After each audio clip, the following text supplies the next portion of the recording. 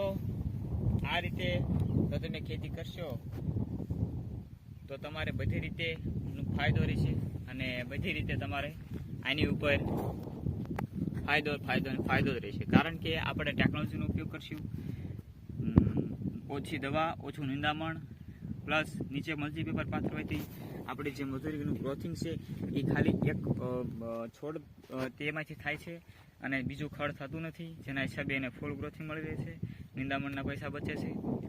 માટે crop cover, mulching paper આ રીતે આપણે ખેતી કરવી પડે, કેમ કે આ બધી વસ્તુ કંઈ વાયરસના હિસાબે થતી નથી. માટે આ રીતે આપણે ક્રોપ કવર લગાવવું પડે છે. પહેલાં તો આવું ક્યાં લગાવવું પડતું નહોતું, પણ હવે જે કુદરતી વાતાવરણ, હવા, આબોહવા બધું ચેન્જ થઈ ગયું, એટલે આ રીતે આપણે ખેતી કરશું તો આપણે આગળ